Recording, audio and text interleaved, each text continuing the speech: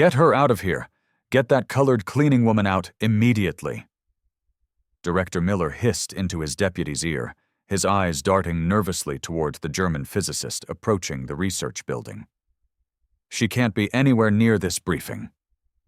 The gleaming linoleum floor of the Langley Research Center reflected the fluorescent lights as the center's director straightened his tie and plastered on his most confident smile. Dr. Richter, whose work on rocket propulsion was years ahead of anything in America, stepped through the entrance with his attaché of 2 stern-faced aides. "Welcome to Langley." Miller extended his hand, but Richter immediately launched into rapid-fire German, his tone clearly questioning. Miller's smile froze as panic flooded his system. He frantically motioned to his junior engineer, tapping desperately on a German-to-English dictionary as sweat beaded on his forehead. The halting translation that emerged butchered the technical terms so badly that Dr. Richter visibly recoiled. "My deepest apologies, Doctor, but I'm afraid none of our engineers are fluent," Miller admitted, watching his role in the Apollo program crumble before his eyes. The words hung in the air like a death sentence. The massive briefing room fell silent as Richter's aides exchanged knowing glances. Richter's expression hardened, his fingers tightening around the leather briefcase rumored to contain calculations that could put a man on the moon. Behind them, a black woman in a gray custodian's uniform, the same woman Miller had just ordered removed, quietly pushed her mop bucket past the tense scene. Her eyes briefly met the physicist's before looking away, her face revealing nothing. No one noticed her presence as the drama unfolded.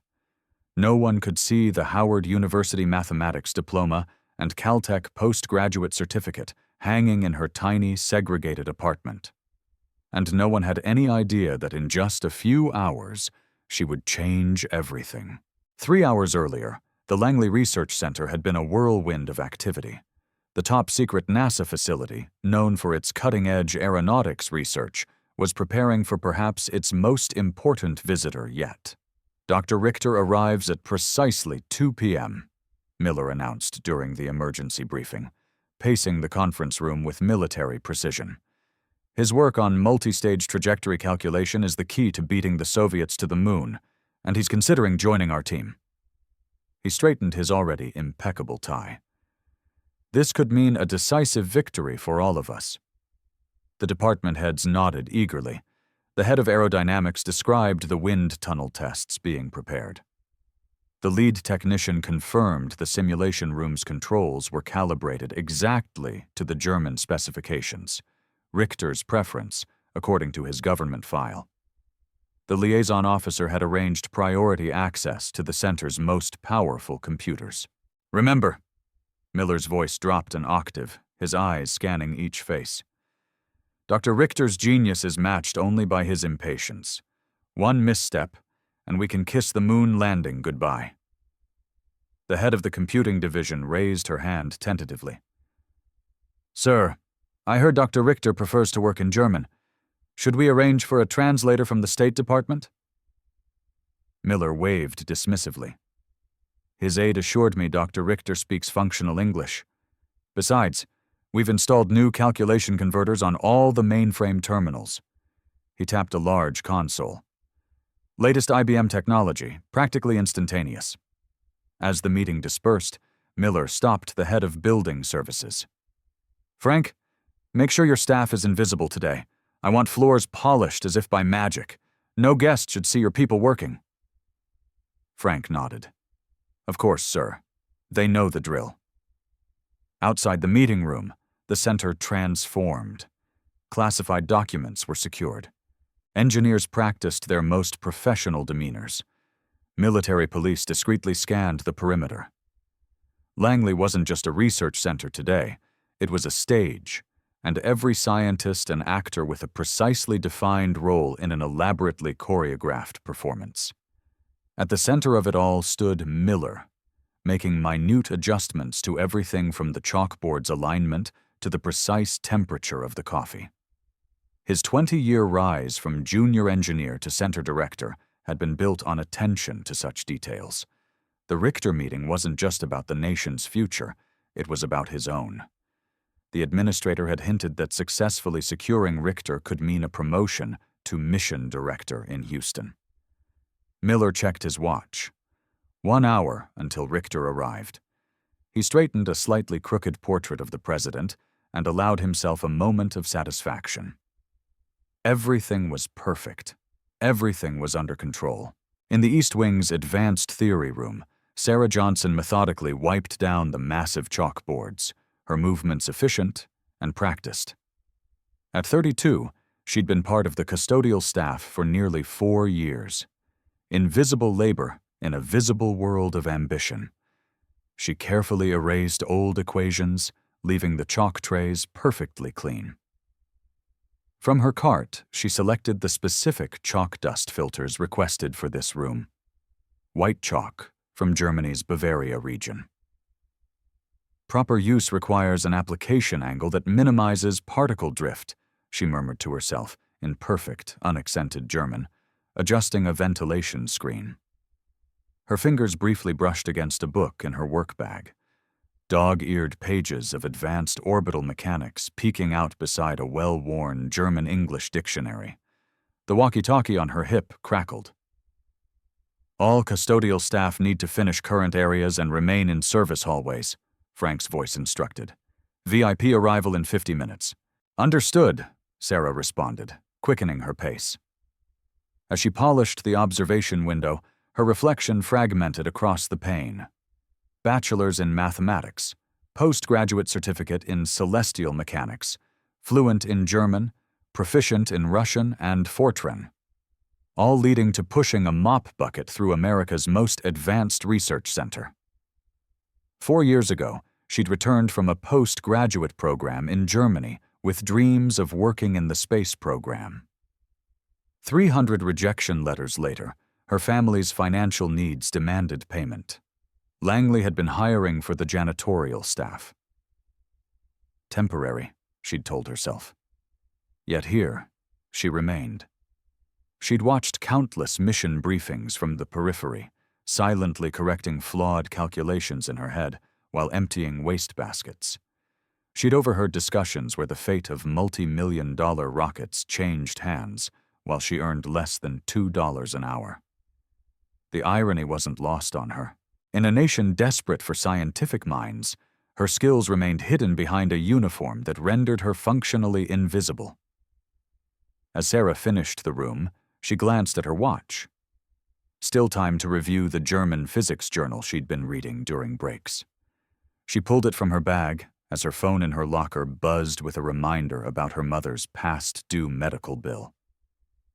She sighed, tucking the journal away. Another day, another room, another chance to practice skills no one knew she possessed. She pushed her cart into the hallway, nodding politely as engineers rushed past without seeing her. Just another invisible person in a building full of very important ones. At exactly 2:00 p.m., a fleet of black government sedans pulled up to Langley's main entrance.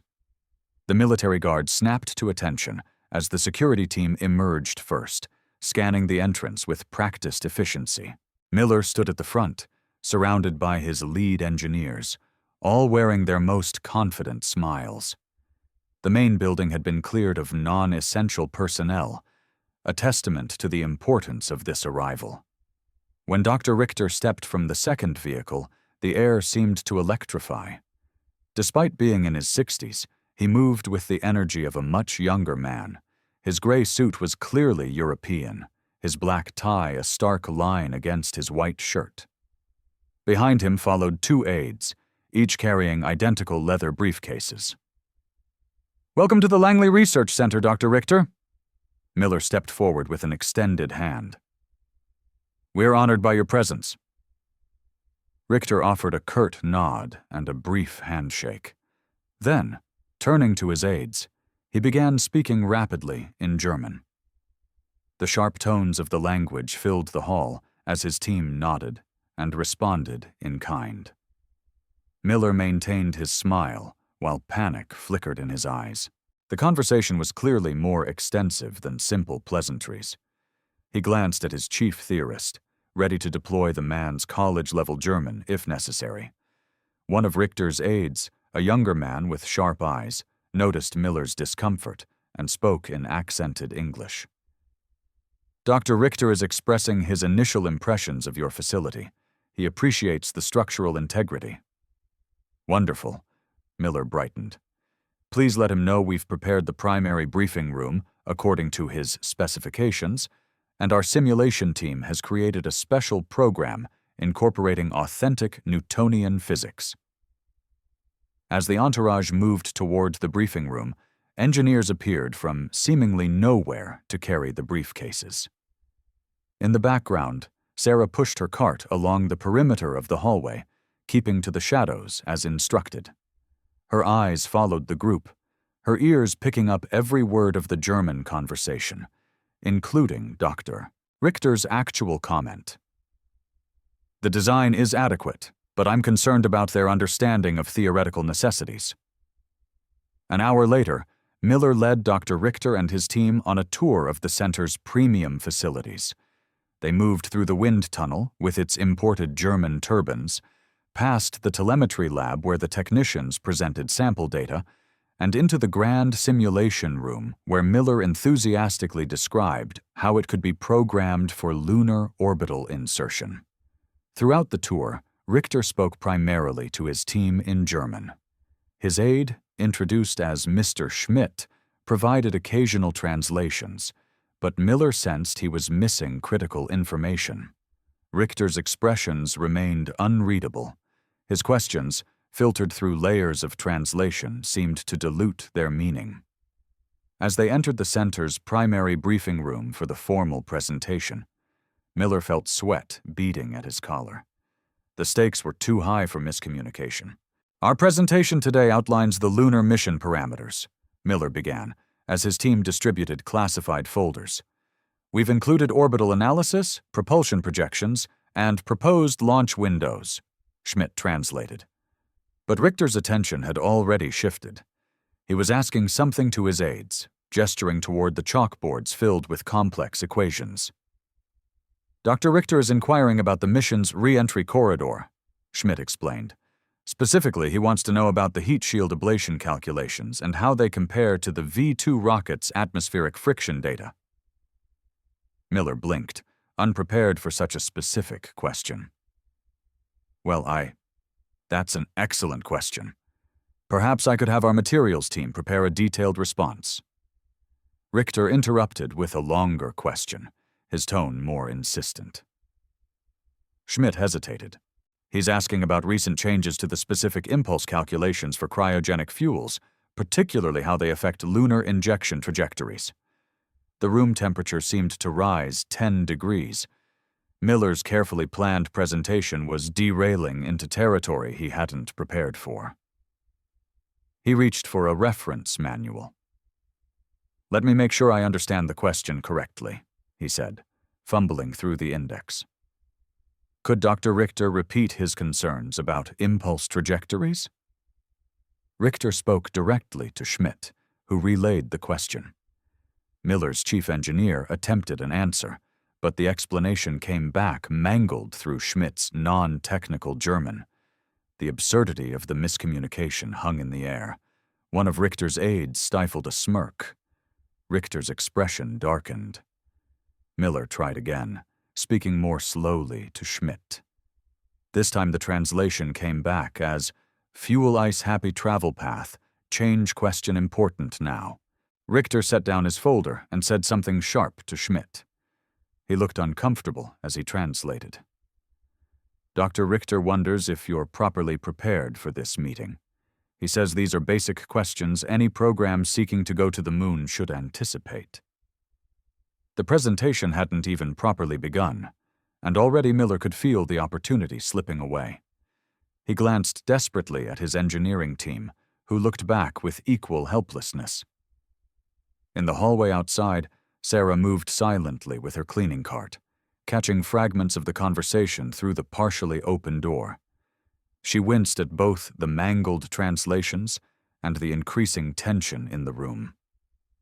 Miller's heart hammered against his ribs as he fought to maintain his professional composure. 20 years of career building, hundreds of successful project negotiations, and countless high-profile missions, none of it had prepared him for this unraveling moment. "Perhaps we should take a brief recess," he suggested, his voice pitched slightly higher than normal. "I can have our propulsion team join us to address these specific questions." As Schmidt translated, Richter checked his watch and exchanged a glance with his aides. The silent communication was clear.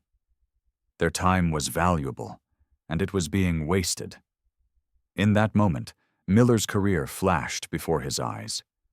Not just his prestigious directorship, but the promised mission lead position in Houston that would finally validate decades of sacrifices. The missed school plays, the strained marriage, the postponed dreams, all justified by the steady climb up the NASA ladder that now seemed to be collapsing beneath him. He loosened his collar discreetly, feeling a trickle of sweat run down his spine. The administrator would hear about this failure within hours. Rival divisions would circle like sharks at the first scent of blood. His reputation for flawless execution would be replaced by whispers of the Richter disaster. "Dr. Richter," Miller said, summoning his most authoritative voice, "I assure you we value your time and expertise. If you'll allow me just 5 minutes to gather our specialists, we can address every question with the precision it deserves." Richter responded with a curt nod and a brief comment in German. Schmidt translated, "Dr. Richter says you have 5 minutes, but he is beginning to question whether Langley has the theoretical sophistication his work requires." Miller nodded gratefully and backed out of the room, his confident smile dropping the instant the door closed behind him. "I don't care what you're doing. Drop everything and get to the primary briefing room," Miller hissed into his phone as he paced the hallway. "And bring anyone who speaks a word of German." The propulsion chief appeared first, breathless from running up 3 flights of stairs after the elevator proved too slow. "Richter is asking about cryogenic fuel impulse and atmospheric ablation," Miller explained rapidly. "Can you address that?" The chief paled. "I can cover the basic propulsion mechanics, but the theoretical German models, that's beyond my expertise." Miller's deputy arrived next. "I've called the Pentagon's language service," she reported. "They're checking if they have a technical German translator available." "How long?" "An hour, minimum." "We don't have an hour." Miller struggled to keep his voice down. "We have 3 minutes before I have to go back in there." The head of telemetry suggested using schematic diagrams to circumvent the language barrier. The guidance director proposed focusing on the hardware elements they had in common. The chief of security mentioned his uncle had been stationed in Germany, though he lived in Ohio. Each suggestion hit the wall of impracticality as the minutes ticked by. Miller's deputy returned, phone in hand. "The Pentagon says their only technical specialist is in a classified briefing and can't be reached." Through the cracked door, Miller could see Richter checking his watch again, leaning over to whisper something to Schmidt. He nodded gravely. The head of computing joined the growing cluster of scientists in the hallway. "The language barrier is compounded by the theoretical gap," he explained. "Even with a perfect translator, we're not familiar with the advanced calculus he's using." Miller checked his watch. 4 minutes had passed. His 5-minute reprieve was over, and he had nothing to show for it except a growing sense of doom. "Options," he demanded, looking around the circle of his most trusted team members. Silence. "Very well." He straightened his tie and took a deep breath. "I'll go back in and apologize for our unpreparedness. I'll request to reschedule the formal briefing for tomorrow, which gives us time to find a proper expert." Even as he said it, Miller knew that rescheduling was tantamount to failure. In Richter's world, second chances were rarely given. He pushed the door open and stepped back into the briefing room, his career hanging by an increasingly frayed thread. "Dr. Richter, "I must apologize for the delay," Miller began, the strain evident beneath his professional veneer. "I'm afraid we're experiencing some unexpected challenges with our technical communication capabilities." Schmidt translated, his tone noticeably cooler than before. Richter's response was brief and clipped. "Dr. Richter says he understands that difficulties arise," Schmidt relayed. "However, he is concerned that a facility seeking to go to the moon appears unprepared for advanced communication." Miller nodded, absorbing the diplomatic yet damning assessment. "We would like to suggest rescheduling our formal presentation for tomorrow morning when we can ensure proper expertise is available."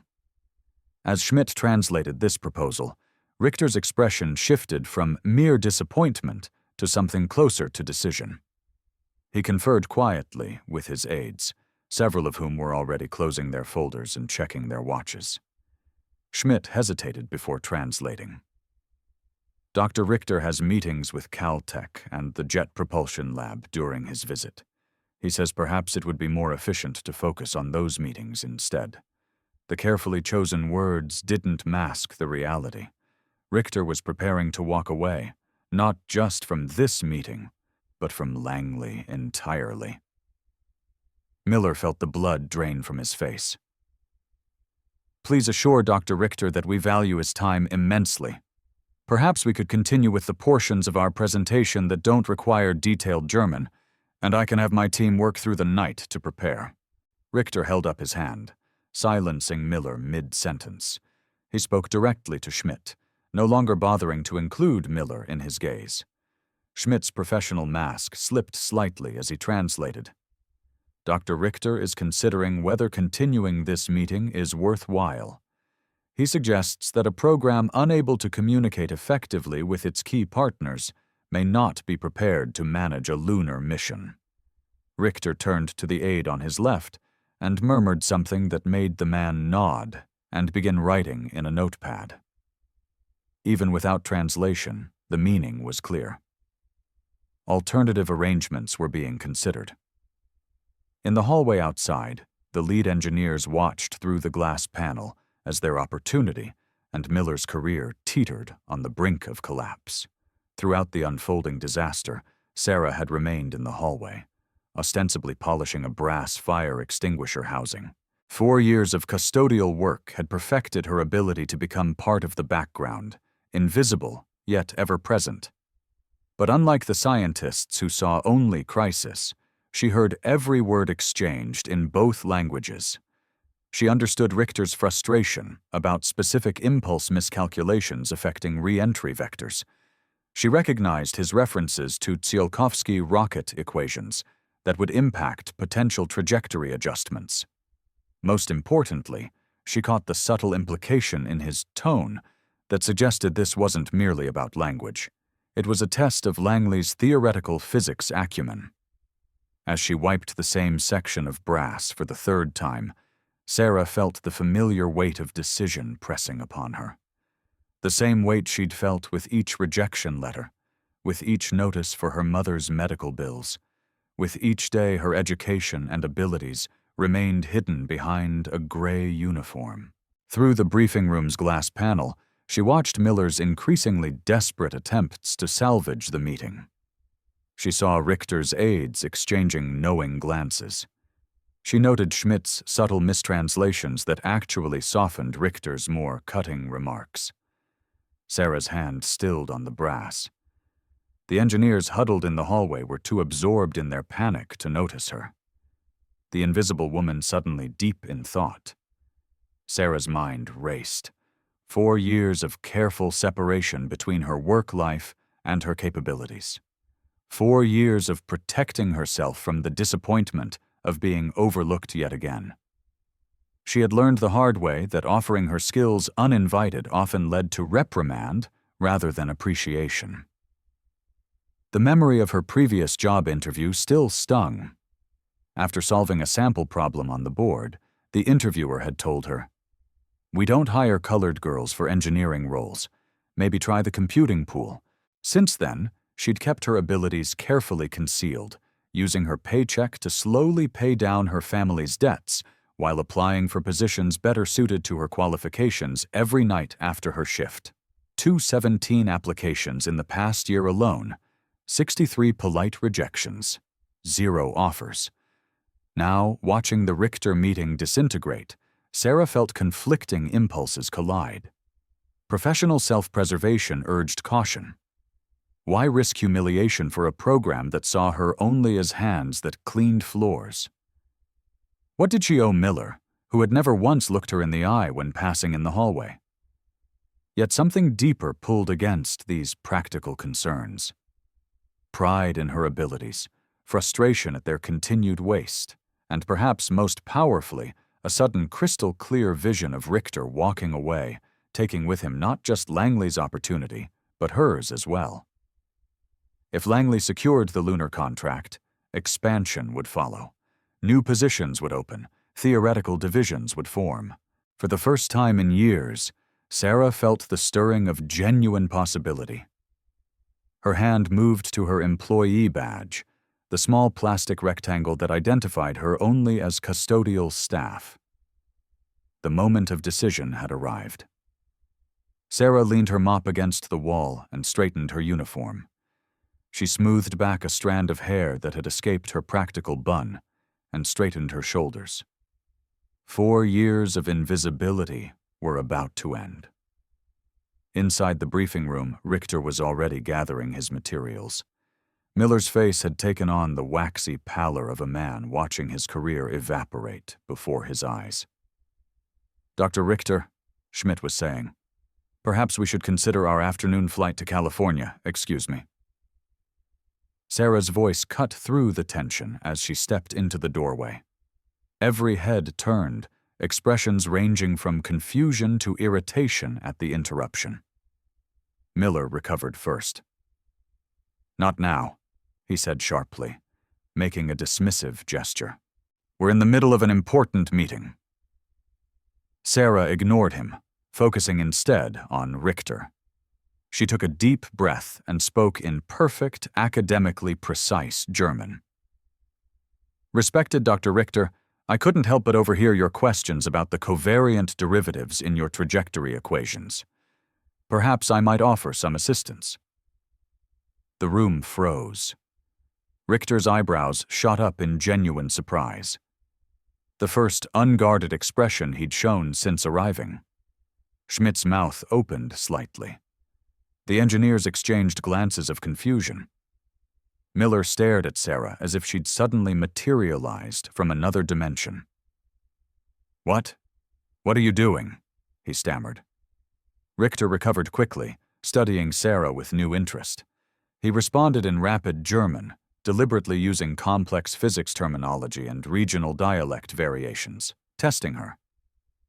"Your German is exceptional," he said.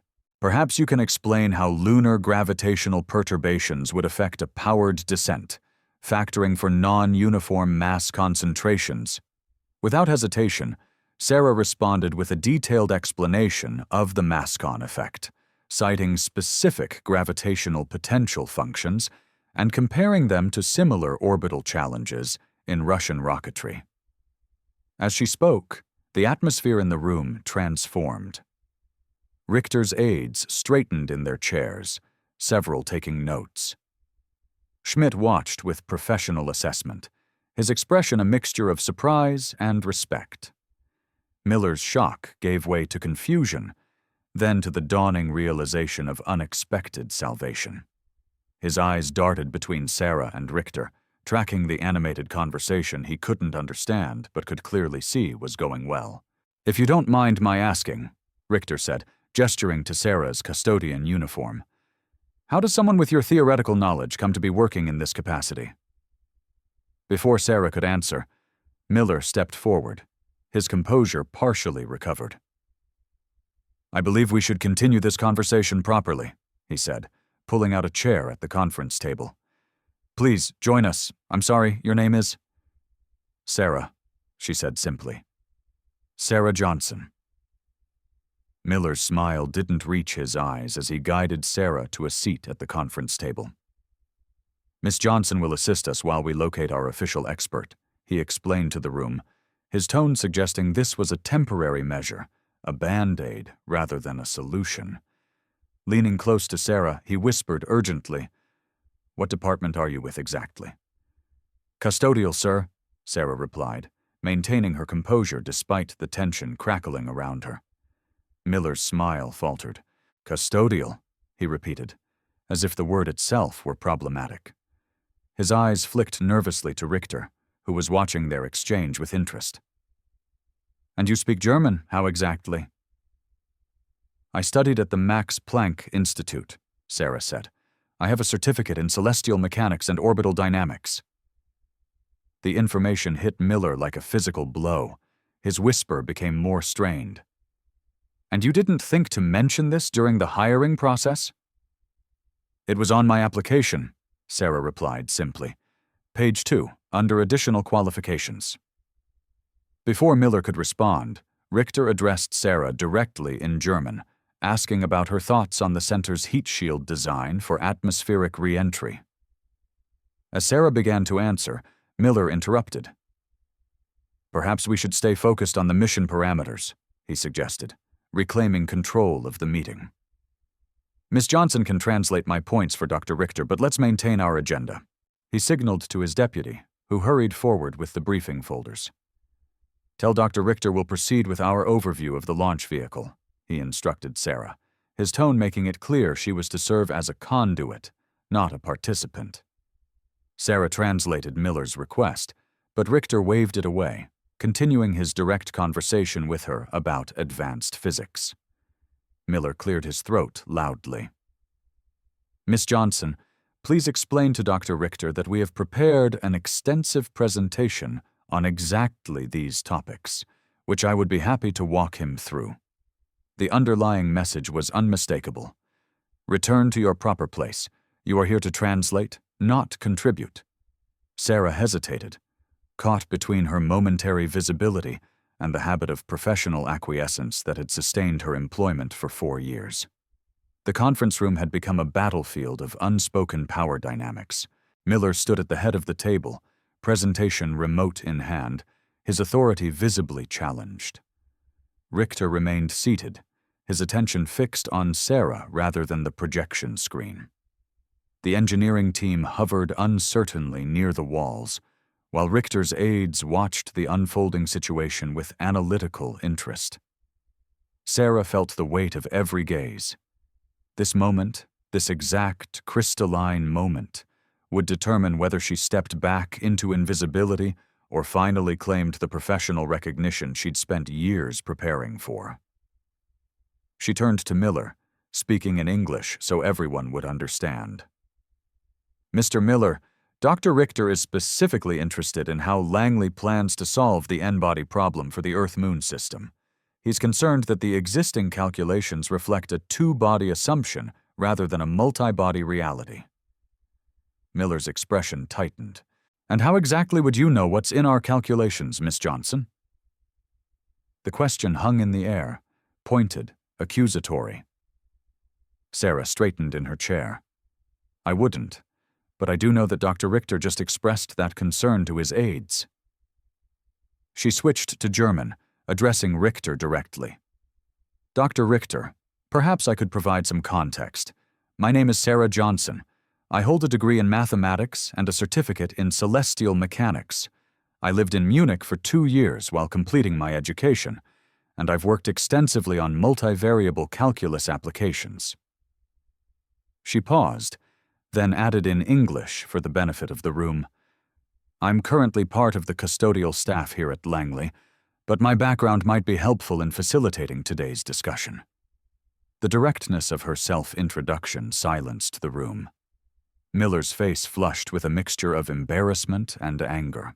One of the lead engineers whispered something to another, both glancing between Sarah and Miller with undisguised surprise. Richter studied Sarah for a long moment before responding in German. "A person with your qualifications working in sanitation. This is most unusual." "Sometimes life in America takes unexpected turns," Sarah replied with dignity. "But perhaps today that unusual path might benefit everyone in this room." Richter nodded slowly, then turned to Miller. With Mr. Schmidt now translating his words, he said, "I would like Miss Johnson to participate in this meeting not merely as a translator, but as someone who understands both the language and the science. If she has insights into how your program might better solve these theoretical problems, I wish to hear them." It wasn't a request. It was a directive from a man accustomed to having his preferences accommodated. Miller's knuckles whitened around the presentation remote as he forced a smile. "Of course, Dr. Richter, we're all about discovering hidden talent." "Perhaps we should restart the presentation," Miller suggested, attempting to regain control of the meeting. "Miss Johnson can translate as we—" "If I may," Sarah interjected in German, addressing Richter directly. "I believe your primary concern was about the accuracy of the re-entry corridor calculations, specifically regarding the new atmospheric density models that came into effect last quarter." Richter nodded, leaning forward with interest. "Langley has indeed implemented changes that actually create a wider margin for error in your favor," Sarah continued, her German flowing with the confidence of academic precision. "The most significant is the dynamic lift-to-drag ratio calculation for the command module, something that would align perfectly with your propulsion model's emphasis on powered precision landings." As she spoke, Richter's aides began taking detailed notes. Mr. Schmidt, no longer needed as the primary translator, observed Sarah with professional assessment. Sarah seamlessly shifted to the chalkboard, drawing the complex equations Richter had presented earlier. Her explanation included nuanced comparisons between German and American aerodynamic approaches, contextualizing the information in a framework immediately recognizable to Richter. This area of the trajectory was calculated last year to permit a non-ballistic entry up to a 20-degree angle, she explained, gesturing towards the board. The capsule's location is particularly valuable because it falls within both the primary recovery zone and the secondary contingency zone, qualifying it for a dual redundancy safety protocol. Miller watched in astonishment as Richter nodded with increasing enthusiasm, asking follow-up questions that Sarah answered without hesitation. The conversation had transformed from a halting translation-dependent exchange into a fluid, sophisticated discussion of theoretical physics.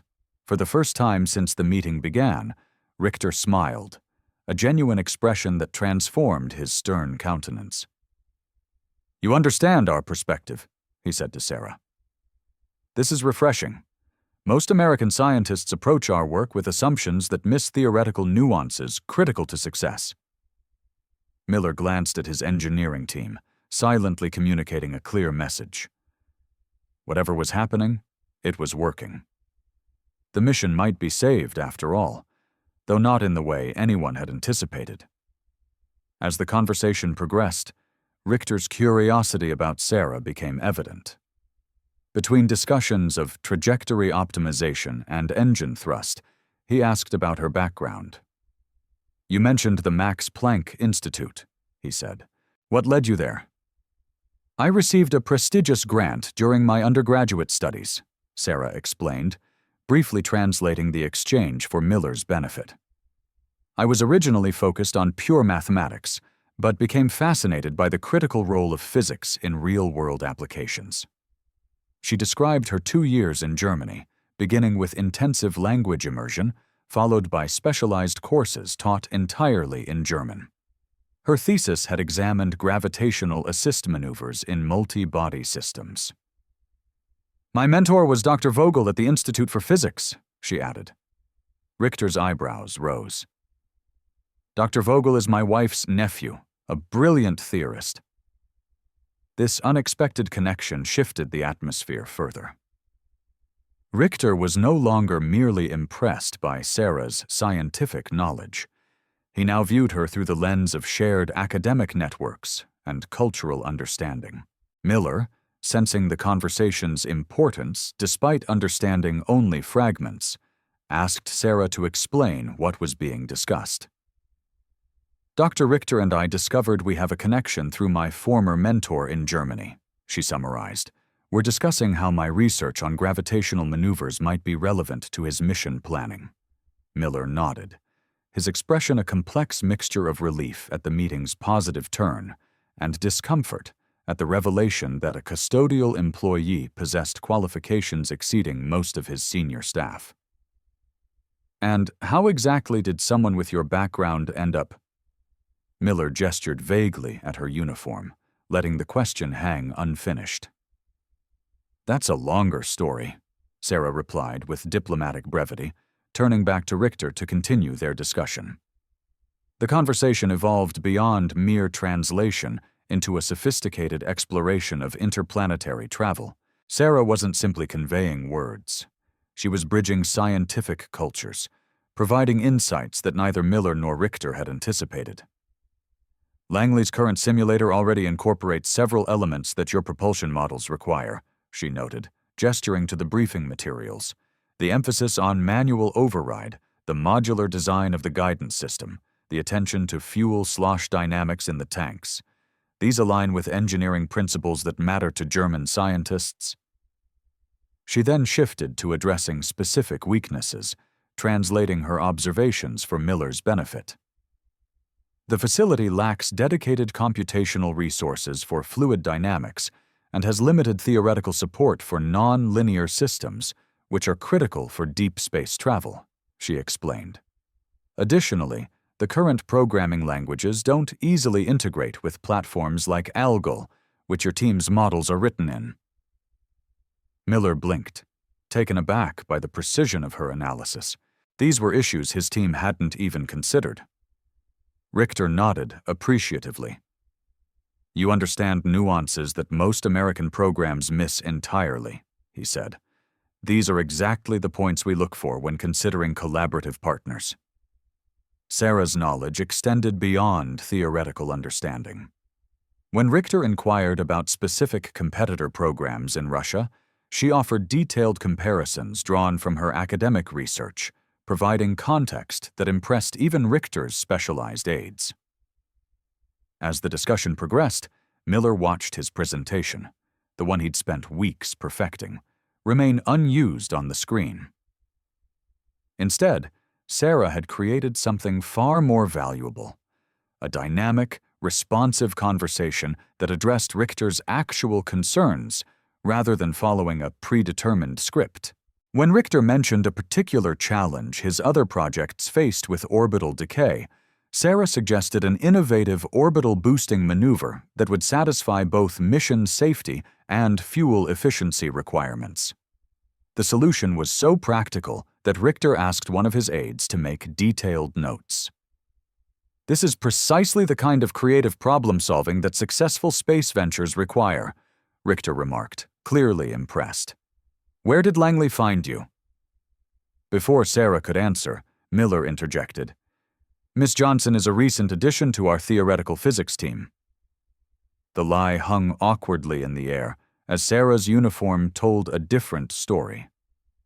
After nearly an hour of productive discussion, Richter turned to Miller with newfound respect, speaking through Mr. Schmidt's translation.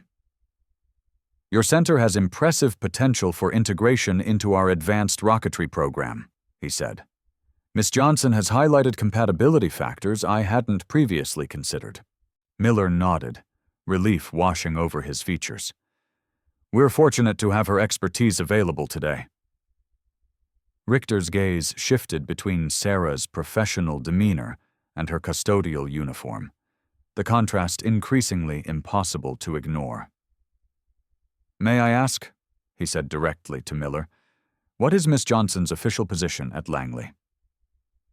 The question landed like a stone in still water. The engineering team shifted uncomfortably. Miller's smile froze. Before he could formulate a response, Richter continued, because someone with her qualifications, language proficiency, and scientific acumen would typically hold a senior position in my institute. Mr. Schmidt translated with precision, adding no diplomatic buffer to Richter's pointed observation. Miller cleared his throat.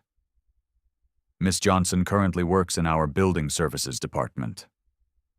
Richter's expression registered genuine shock. He turned to Sarah and switched to German. You clean floors with these credentials? Yes, she replied simply, maintaining her dignity. It's honest work while I continue seeking opportunities better aligned with my education. Richter shook his head in disbelief. This is a significant oversight. In my institutes, we have extensive talent identification programs specifically to prevent such misalignments. He turned back to Miller, his gaze sharper than before.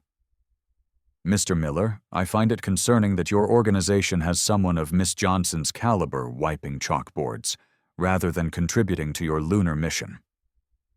The criticism was delivered with the calm precision of a surgeon's scalpel, bloodless yet devastating in its accuracy. Miller's face flushed as the implications of Richter's observation rippled through the room. The engineering team exchanged uncomfortable glances.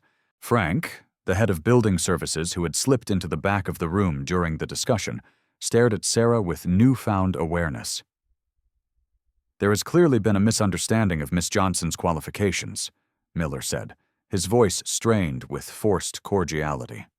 Rest assured, we value all our employees and are always looking to optimize talent placement. The hollow, bureaucratic speak sounded particularly inadequate following the authentic conversation Richter and Sarah had been having. In that moment, Miller saw his research center and his management approach through Richter's eyes. Not just a failure of language preparation, but a systemic failure to recognize and utilize the human capital already within their walls. How many other Sarahs might be hidden throughout his organization, their talents untapped, their potential squandered? The realization was both professional and personal. Miller had prided himself on running a meritocratic operation, yet here was evidence of a blindness so fundamental it challenged his entire leadership philosophy. Miss Johnson, he said, turning to Sarah with genuine contrition in his voice, it appears we owe you an apology and perhaps a conversation about your future with NASA. As the meeting concluded, Richter extended his hand to Sarah. I have been impressed not only by your language skills, but by your understanding of theoretical physics, he said in German. My institute is always seeking individuals who can bridge German and American scientific practices. He withdrew a business card from his pocket, not the standard card he had distributed earlier, but a distinctive linen card with gold embossing that he presented with both hands. My private contact information, he explained. Should you be interested in exploring opportunities in Germany, I would personally review your application. Sarah accepted the card with appropriate respect, recognizing the significance of the gesture. Thank you for your consideration, Dr. Richter. It would be an honor. Miller, watching the exchange he couldn't understand but whose importance was obvious, stepped forward. Miss Johnson, we should discuss your role at Langley immediately following this meeting. His tone had transformed from dismissive to solicitous in the span of an hour. Richter nodded approvingly at Miller's belated recognition. I will be recommending Langley to my colleagues, he announced through Mr. Schmidt's translation. But I would suggest a serious review of your talent management practices. In today's space race, overlooking capabilities like Miss Johnson's is not merely an oversight. It's a competitive disadvantage. Miller nodded, absorbing the graciously delivered rebuke. Your insight is appreciated, Dr. Richter.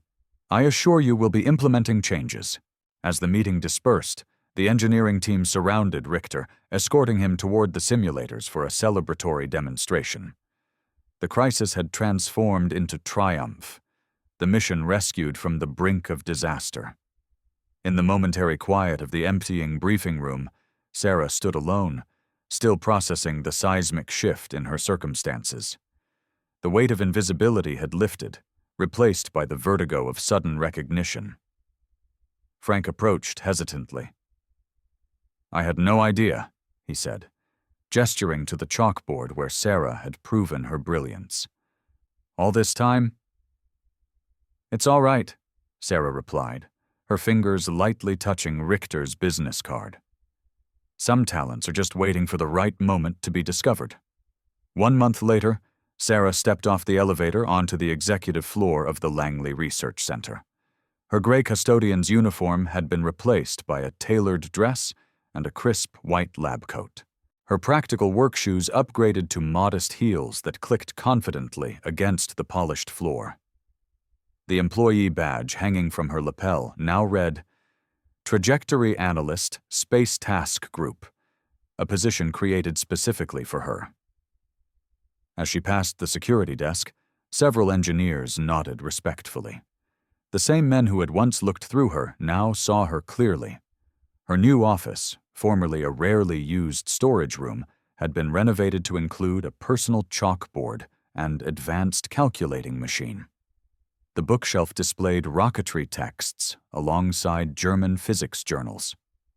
On her desk sat 2 framed items: her mathematics degree from Howard University, finally displayed professionally after years in storage, and a letter of intent from Dr. Richter confirming his collaboration with the Langley Space Task Group. Miller had offered her the position the same day as the meeting, along with a salary that finally allowed her to cover her mother's medical bills and move her family to a better neighborhood.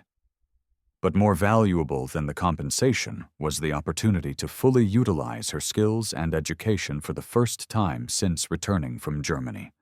Her invisibility had ended. Her real work had begun.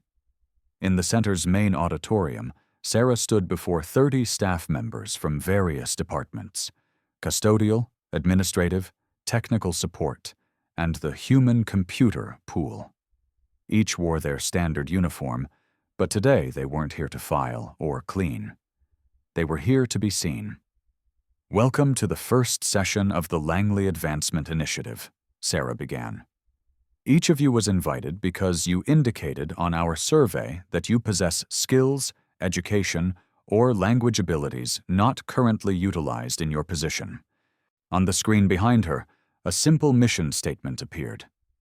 Recognizing the whole person behind every position.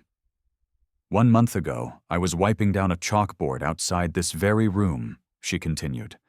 Today, I'm helping plot our course to the moon. This transformation wasn't because I suddenly gained new abilities. It was because circumstances finally made my existing abilities visible. She clicked to the next slide, showing statistics from their staff survey. 40% spoke at least one language besides English. 65% held degrees or certifications unrelated to their current positions. 78% possessed specialized skills they never used at work. This isn't just about scientific skills, Sarah emphasized. It's about recognizing that every person who works here brings their whole self to Langley, not just the parts we see in their job descriptions. Miller, standing at the back of the room, nodded approvingly. The initiative had been his idea, a systematic approach to prevent future Sarah situations, as the executive team now called them. Today, Sarah continued, we'll begin creating professional development pathways that align your hidden talents with NASA's needs. Because excellence in engineering begins with recognizing excellence in our own people. The evening sun cast long shadows across Langley's grand campus as Sarah completed her final task of the day, welcoming a delegation of programmers from Caltech. Her German flowed effortlessly as she explained the center's systems, including their new Algol integration. As the guests proceeded to the mainframes, she noticed a young woman in an administrative uniform carefully adjusting a wiring panel. She had seen her at the Hidden Talents session earlier, an electrical engineering student working part-time while completing her degree. Their eyes met briefly, a moment of recognition between two people who understood what it meant to be more than their uniforms suggested. In her month as an analyst, Sarah had already identified 17 employees with valuable, untapped abilities. 3 had been promoted, 5 had received additional compensation for utilizing their skills, and all had experienced the fundamental dignity of being fully seen. The true value of a person, like a precious stone, isn't diminished by being temporarily overlooked. Its worth remains intact, waiting for the moment when the right eyes finally see its brilliance. in your workplace, your community, perhaps even in your home, who might be invisible right now? What extraordinary talents lie hidden behind ordinary titles? And what might happen if you were the one to finally see them? If this story resonated with you, don't keep it hidden. Subscribe to Beat Stories now and hit that like button. Every week, we bring you powerful narratives that reveal the extraordinary within the ordinary. Join our community of storytellers and truth seekers, because everyone deserves to be seen. Beat Stories, where every untold story finds its voice. What happened today isn't just a story, it's a reminder. Silence protects systems, but courage rewrites them. At Beat Stories, we don't just watch change, we document it. Subscribe for more real stories that challenge power and amplify truth.